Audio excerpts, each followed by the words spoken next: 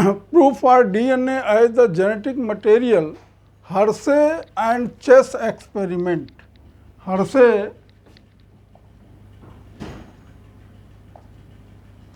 and Chase experiment, ये दोनों scientist ने जो है वो रेडियो एक्टिव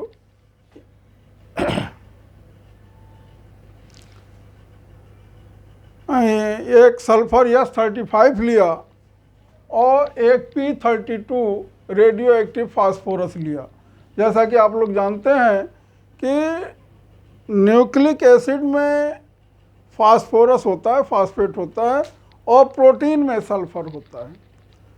अब ये जो बैक्टीरियोफेज लिया, इस बैक्टीरियोफेज को एक को जो है उसने S-35 कल्चर मीडियम में ग्रो कराया और दूसरे को P-32 कल्चर मीडियम में ग्रो कराया। ग्रो कराने के बाद इनको सेपरेटली अलग अलग जो है बैक्टीरिया पर इन्फेक्शन कराया गया। आप लोग जानते ही हैं कि बैक्टीरियोफेज जो है वो बैक्टीरिया पर हमला करता है, एशेरिचिया कोलाई पर। तो इससे जो है सेपरेटली इससे और इससे अलग अलग बैक्टीरिया को जो है वो इन्फेक्शन कराया गया। इन्फेक्शन कराने के बाद से इनकी कई कॉपी बनी और कई कॉपी बनने के बाद इनको जेंटली एजिटेट किया गया, एजिटेशन दिया गया, ताकि जो है जो ऊपर का जो है ये जो खोल इसका है वह खोल जो है वो बैक्टीरिया सेल से अलग हो जाए। अब हो जाने के बाद से इस बैक्टीरिया का सेंट्रीफ्यूज कराया गया।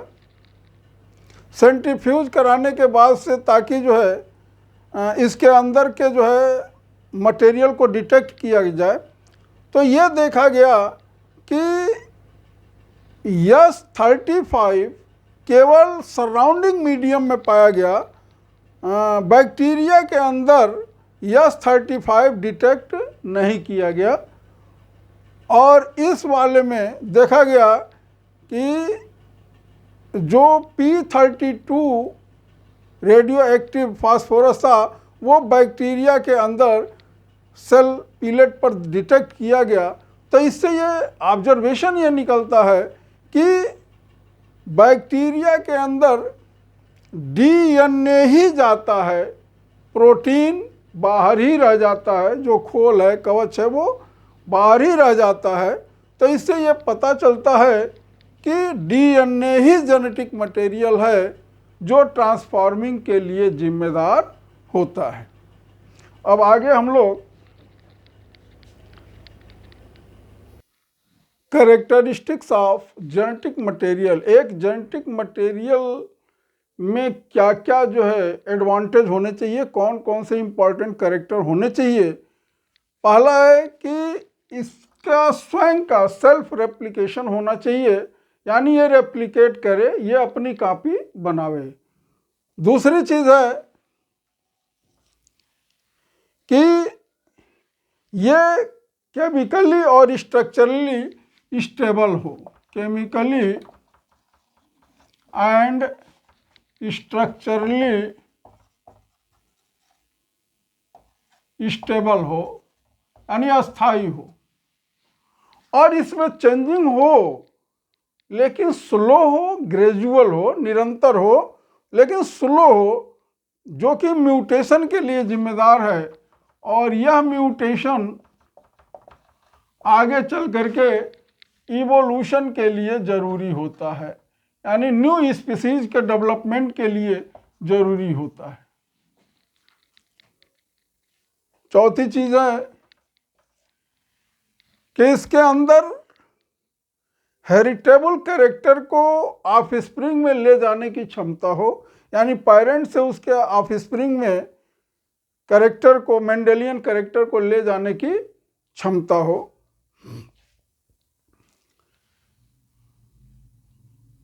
तो ये जो है, और इसका जो है एक कैरेक्टर के रूप में एक्सप्रेस होने की भी क्षमता हो। तो ये एक जो है आइडियल जेनेटिक मटेरियल का गुण होता है। पहला क्या है कि इसकी रेप्लिकेशन स्वयं हो जाए। दूसरी चीज़ है कि ये केमिकली एंड स्ट्रक्चरली स्टेबल होना चाहिए, इसकी चेंजिंग स्लो हो, ग्रेजुअल हो, ताकि म्यूटेशन हो और वो इवोल्यूशन के लिए जिम्मेदार हो। ये हेरिटेबल कैरेक्टर को जनरेशन टू जनरेशन ले जाने की क्षमता रखता हो। और लास्ट है कि ये मेंडेलियन कैरेक्टर को एक्सप्रेस करने की क्षमता हो। अब हम आरएनए के बारे में डिस्कस करेंगे।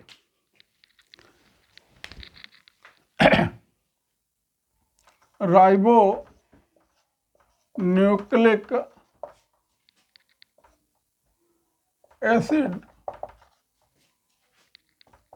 RNA. RNA first form nucleic acid है, यानी कि नेचर में जो पहला जो है न्यूक्लिक एसिड बना वो आरएनए है। First form nucleic acid RNA है। आरएनए से ही डीएनए का निर्माण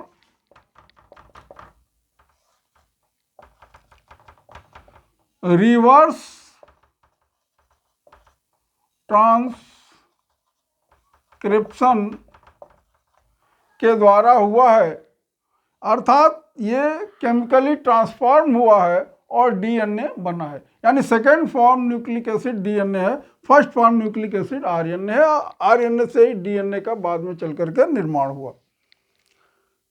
अगली चीज है तीसरा पॉइंट कि यह कैटलिटिक भी होता है और जेनेटिकल कैरेक्टर भी लेता है, यानी कि ये एज ए कैटलिस्ट भी वर्क करता है और एज ए जेनेटिकल कैरेक्टर भी वर्क करता है, जेनेटिकल कैरेक्टर भी ले जाने का काम करता है। ये बहुत ही लाइएबल होता है, यानी कि स्टेबल नहीं होता है, जल्दी डिग्रेडेबल हो जाता है, नष्ट हो जाता है।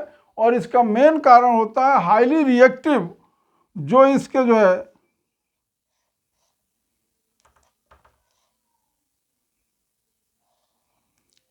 यहाँ नाइट्रोजनस बेस जुड़ेगा और ये जो सेकेंड नंबर का कार्बन होता है वहाँ OH ग्रुप होता है, और यही OH के जगह पर ऑक्सीजन जो है डीऑक्सीराइबोज में ये ऑक्सीजन नहीं होता है, और इस ऑक्सीजन के डीऑक्सीराइबोज में नहीं होने से वो ज़्यादा स्टेबल होता है, और यहाँ ऑक्सीजन होने से ये हाईली रिएक्टिव होता है, इसलिए अनस्टेबल होता है। आरएनए राइबो न्यूक्लियोटाइड्स के बने होते हैं, जिसमें जो पेंटोस शुगर राइबोस शुगर होता है और nitrogenous base adenine guanine cytosine और थाइमिन के जगह यूरेसिल होता है, और पेंटोस शुगर राइबोस शुगर होता है। तो ये न्यूक्लिक एसिड आरएनए के बारे में था। Difference between DNA and RNA. DNA generally जो है डबल हेलिकल स्ट्रक्चर होता है, डबल हेलिकल स्ट्रक्चर, जबकि आरएनए सिंगल स्ट्रैंड होता है। ये डबल स्ट्रैंड होता है, वो सिंगल स्ट्रैंड होता है। डीएनए लगभग सारे ऑर्गेनिज्म में पाया जाता है, एक्सेप्ट सम वायरसेस, और आरएनए ओनली वायरसेस में पाया जाता है, जबकि वायरस में कुछ में डीएनए भी पाया जाता है। इसी नाते हमने कहा कि डीएनए लगभग सारे ऑर्गेनिज्म में पाया जाता है एक्सेप्ट सम वायरसेज। डीएनए में डीऑक्सीराइबोस शर्करा होती है, आरएनए में राइबोस शर्करा होती है। डीएनए में एडेनिन गुआनिन साइटोसिन थाइमिन, जबकि आरएनए में एडेनिन गुआनिन साइटोसिन और थाइमिन की जगह यूरेसिल होता है। डीएनए स्टेबल होता है, केमिकली एंड स्ट्रक्चरली स्टेबल होता है, और आरएनए हाईली डिग्रेडेबल होता है, यानी केमिकली और केमिकली ज़्यादा एक्टिव होता है, स्ट्रक्चरली लेस स्टेबल होता है। अब हम जो है वो रेप्लिकेशन ऑफ डीएनए के बारे में पढ़ेंगे। डीएनए रेप्लिकेशन के बारे में वाटसन और क्रिक ने जो मॉडल दिया था वो semi conservative mode of DNA replication है, और इसमें इन्होंने बताया कि डीएनए का रेप्लिकेशन के समय डीएनए के दोनों स्ट्रैंड हेलिकेज एंजाइम के द्वारा खुल जाते हैं, और खुल जाने के बाद एक वाई शेप्ड फ्रॉक बनता है, और उस पर जो है प्रत्येक ओल्ड स्ट्रैंड पर एक न्यू स्ट्रैंड का निर्माण होता है। और फिर जब ये प्रक्रिया पूरी हो जाती है, धीरे धीरे ये स्ट्रैंड खुलता जाता है और ये बनता जाता है। आगे इसको डिटेल में बताएंगे। तो फिर जब ये दोनों अलग होते हैं तो एक ओल्ड वाला रहता है और एक न्यू वाला रहता है, यानी इसी को हम semi conservative mode of DNA replication है। इसको एक्सपेरिमेंटल प्रूफ मेसेल्सन और स्टेहल ने, मेसेल्सन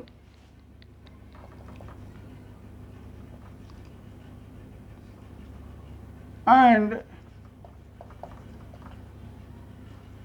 ने इसको जो है प्रूफ किया था। NH4Cl ammonium chloride, isotopic ammonium chloride का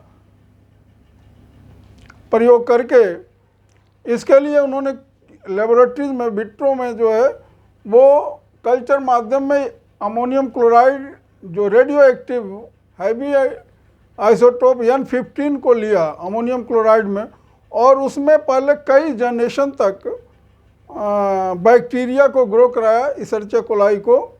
यह बैक्टीरिया हर एक 20 मिनट में जो 2 बैक्टीरिया में डिवाइड कर जाती है, यानी कि 40 मिनट में सेकंड जनरेशन शुरू हो जाता है। तो इसमें जो है NH4Cl 15 के मीडियम में ग्रो कराने से जो डीएनए N15 वाला डीएनए जो प्राप्त होगा उसको हम अलग करने के लिए सीजियम क्लोराइड के ग्रेविटेशनल फोर्स के द्वारा जो है हम उसको अलग करते हैं। सीजियम क्लोराइड में जो है ये चूँकि ये हैवी होगा N14 की तुलना में, तो ये नीचे पेंदी में आएगा और इसको हम अलग कर लेते हैं। अब अलग करने के बाद जो प्योर N15 वाला जो डीएनए है उसको जो है फिर जो है एक निश्चित इंटरवल के बाद अलग अलग माध्यम में ग्रो कराते हैं। अब इस N15 को हम N14 वाले जो सामान्य नाइट्रोजन अमोनियम क्लोराइड में ग्रो कराते हैं, तो चूँकि 20 मिनट में जो है वो 20 मिनट में बैक्टीरिया डिवाइड कर जाती है।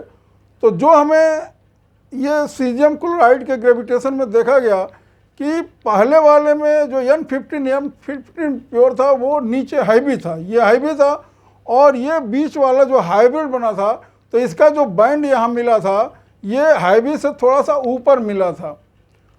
अब उसके बाद फिर अगले सेकंड जनरेशन यानी 40 मिनट बाद देखा गया कि इसमें 2 बैंड प्राप्त हुए। एक जो है वहाँ हाइब्रिड के पास पाया गया और एक ऊपर पाया गया जो कि लाइट पोर्शन दिखाता है, जो प्योर N14 को दिखाता है। तो इस प्रकार से मेसेल्सन और स्टेहल ने जो है ये रेडियो एक्टिव हैवी जो है N15 NH4Cl का प्रयोग करके जो है ये प्रमाणित किया वाटसन और क्रिक के सेमी कंजर्वेटिव मॉडल को। तो ये अब इसके बाद जो है enzyme for different enzyme required होते हैं डीएनए रेप्लिकेशन के लिए। इसमें जो पहला एंजाइम है डीएनए डिपेंडेंट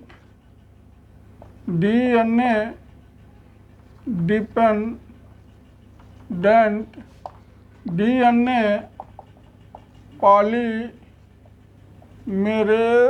एंजाइम। दूसरा है डीएनए हेली, ये पॉलीमराइजेशन के लिए जिम्मेदार होता है, यानी इससे जो है डीऑक्सी राइबोन्यूक्लियोटाइड आपस में जुड़ते हुए फॉस्फोडाइएस्टर बॉन्ड के द्वारा आगे बढ़ते चले जाते हैं, पॉलीमराइजेशन की क्रिया होती है। और दूसरा है डीएनए हेलिकेज, यह एंजाइम जो हेलिकल होता है, डीएनए के दोनों स्ट्रैंड को एक दूसरे के इनके हाइड्रोजन बॉन्ड को जो है ये तोड़ता है, जिससे दोनों स्ट्रैंड जो है अलग हो जाते हैं। और तीसरा है डीएनए लाइगेज, या DNA ligase enzyme Okazaki fragments को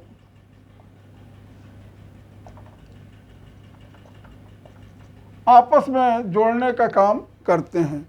तो ये डिफरेंट एंजाइम है जो डीएनए के रेप्लिकेशन में काम आते हैं। अब आगे हम डिस्कस करें प्रोसेस ऑफ डीएनए रेप्लिकेशन। इसमें शुरुआत करने के लिए पहले इनिशिएशन होता है,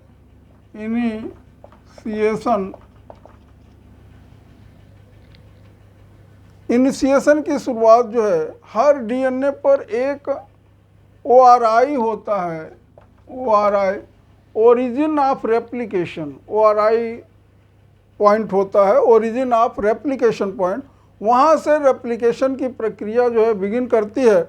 और इसके लिए इनिशिएशन के लिए पहले इन दोनों स्ट्रैंड के बीच जो नाइट्रोजनस बेस के बीच जो हाइड्रोजन बॉन्ड बने हुए हैं उनको तोड़ना पड़ता है। इसके लिए डीएनए गायरेज और हेलिकेज एंजाइम होता है, और वो इनको जो है हाइड्रोजन बॉन्डों को तोड़ करके एक वाई शेप्ड फ्रॉक जो है, ये अंग्रेजी अक्षर इंग्लिश का जो है वाई के शेप जो है फ्रॉक बनता है। अब चूँकि ऐसा नहीं है कि एक बार ये खुल गया तो हमेशा अनविंडिंग रहेगा, ये फिर अगर जो छोड़ दिया जाए तो विंडिंग कर जाता है। तो इसके लिए जो है सिंगल बाइंडिंग प्रोटीन होता है, single binded proteins, single strand binding protein, BPS। ये प्रोटीन जो है यहाँ से ये जोड़ दिया जाता है, जिससे कि जो है फिर विंडिंग ना होने पाए, क्वाइलिंग ना होने पाए, और ये प्रक्रिया चलती रहे। अब एक स्ट्रैंड इसका 3 to 5 डायरेक्शन में होता है, तो इस स्ट्रैंड पर जो है कॉन्टिन्यूअस सिंथेसिस होती है, और दूसरा स्ट्रैंड 5 to 3 डायरेक्शन का होता है, इस पर डिसकॉन्टिन्यूअस सिंथेसिस होती है। सिंथेसिस के समय जो 3 से 5 डायरेक्शन की ओर डीएनए का स्ट्रैंड होता है, वहाँ पहले प्राइमेज एंजाइम की उपस्थिति में, प्राइमेज एंजाइम के प्रेजेंस में, यहाँ 10 to 16 राइबोन्यूक्लियोटाइड का आरएनए प्राइमर बनता है, प्राइमर। और जब यह प्राइमर बन जाता है तो इसके 3 एंड पर, यहाँ से इधर बनता गया तो इसके 3 एंड पर, 3 OH एंड पर जो है डीऑक्सी राइबोन्यूक्लियोटाइड जो है आ करके जुड़ना प्रारंभ करते हैं डीएनए पॉलीमरेज एंजाइम के प्रेजेंस में, और ये पॉलीमराइजेशन की क्रिया चलती रहती है। और कंटिन्यूअस चलती रहती है, यानी 3 to 5 स्टैंड पर कंटिन्यूअस सिंथेसिस होता है, इसलिए इसको लीडिंग स्टैंड कहते हैं। और जो स्टैंड 5 से 3 डायरेक्शन की तरफ होता है उसमें डिसकंटिन्यूअस सिंथेसिस होता है, और इस छोटे छोटे सेगमेंट्स को ओकाजाकी फ्रेगमेंट्स कहते हैं। यह आर ओकाजाकी साइंटिस्ट के नाम पर इसका ओकाजाकी फ्रेगमेंट्स नाम पड़ा है। तो इस स्टैंड को, जो 5 से 3 डायरेक्शन वाला स्टैंड होता है, उसको लैगिंग स्टैंड कहते हैं। तो इस प्रकार से डीएनए का रेप्लिकेशन होता है। नेक्स्ट ट्रांसक्रिप्शन है। ट्रांसक्रिप्शन डीएनए से आरएनए के निर्माण की प्रक्रिया को, प्रोसेस को ट्रांसक्रिप्शन कहते हैं। फिर से आप सुन लो, डीएनए से आरएनए बनने की जो प्रक्रिया है, प्रोसेस है, उसी को ट्रांसक्रिप्शन कहते हैं। रेप्लिकेशन में आप लोगों ने देखा कि वहाँ डीएनए के दोनों स्ट्रैंड रेप्लिकेशन की प्रक्रिया में भाग लेते हैं, लेकिन यहाँ पर डीएनए का केवल एक स्ट्रैंड जो है ट्रांसक्रिप्शन की प्रक्रिया में भाग लेगा, जिस पर आरएनए बनेगा। जो 3 to 5 डायरेक्शन में होगा उसी को हम टेम्पलेट स्ट्रैंड कहते हैं। केवल इस 3 to 5 डायरेक्शन वाले स्ट्रैंड पर ही आरएनए का निर्माण होगा, आरएनए सिंथेसिस होगी। दूसरे स्ट्रैंड पर आरएनए की सिंथेसिस नहीं होगी। दूसरे स्ट्रैंड का जो सीक्वेंस होगा न्यूक्लियोटाइड का, वो जो नया आरएनए बनेगा वैसा ही होगा। केवल अंतर ये होगा कि इस कोडिंग स्ट्रैंड में थाइमिन होगा जो एडेनिन से जुड़ेगा, और जो नया बना आरएनए है वहाँ जो है यूरेसिल होगा। बस यही अंतर होता है, नहीं तो कोडिंग स्ट्रैंड और जो नया बना आरएनए है उसका सीक्वेंस सेम होगा। केवल थाइमिन के जगह पर नए बने आरएनए में यूरेसिल होगा। अब ट्रांसक्रिप्शन की जब प्रक्रिया शुरू होती है, मैंने पहले ही बता दिया कि केवल एक स्ट्रैंड जो है डीएनए का ट्रांसक्रिप्शन की प्रक्रिया में भाग लेगा, जिसे टेम्पलेट स्ट्रैंड कहते हैं। दूसरा वाला जो आरएनए के ट्रांसक्रिप्शन में भाग नहीं लेगा, जो 5 से 3 डायरेक्शन में होता है, उसको कोडिंग स्ट्रैंड कहते हैं। अब इसमें 3 पार्ट होते हैं। पहला है प्रमोटर, जहां DNA dependent RNA polymerase enzyme आकर के जुड़ता है ताकि ट्रांसक्रिप्शन की प्रक्रिया को स्टार्ट किया जा सके। उसके बाद का जो यहाँ से लेकर के यहाँ तक का पोर्शन है वो स्ट्रक्चरल जीन है।